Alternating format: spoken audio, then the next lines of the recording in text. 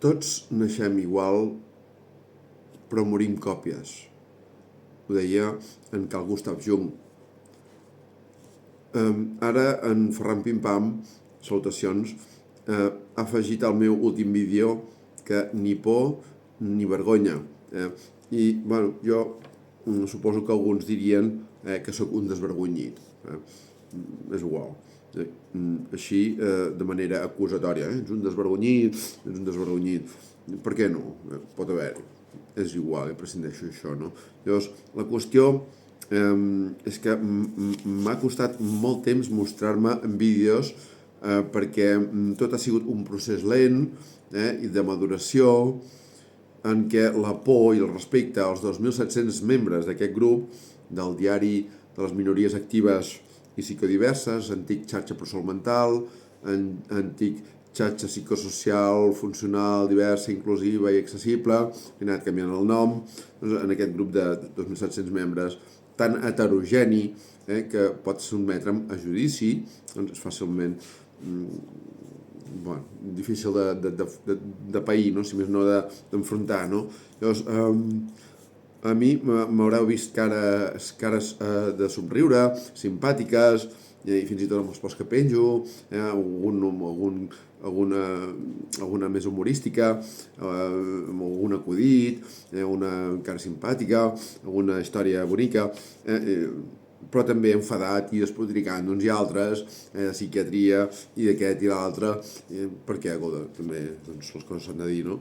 Llavors, no és estrany en algú que se sent contrariat per tenir una condició de persona psiquiatritzada que agafa el seu rol passiu de pacient, obedient, que compleix amb el tractament i compleix totes les coses que li diuen i alhora llançar tota la seva ira sobre la disciplina de la psiquiatria i els professionals que s'hi dediquen, perquè, senyors, n'hi ha per muntar un ciri a vegades.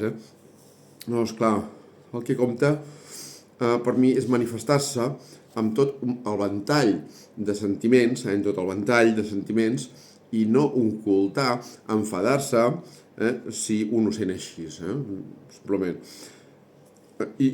O riure i ser simpàtic, doncs, si la gent ho veu així. Doncs abans he parlat de la por. Molt fàcil per qui no té alguna fòbia, que jo crec tenir-ne una, però difícil de gestionar per qui té aquestes pors o fòbies que li són absolutament devastadores en el seu dia a dia, en la seva personalitat, en el seu viure, en el seu relacionar-se amb l'entorn, no? Volia fer aquest comentari, no? Llavors, en qualsevol cas, vull manifestar aquí i en públic que mentre triïs bé les paraules o ho facis amb cert coneixement i cura, no sempre es pot, no sempre s'aconsegueix, doncs no has de patir per res.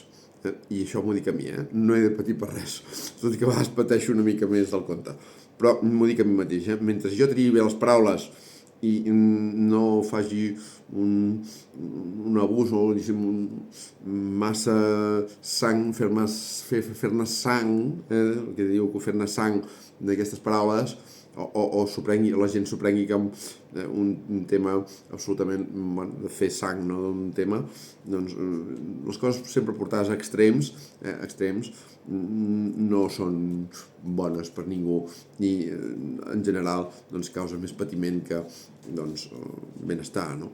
I bé, doncs ho vull deixar aquí expressat.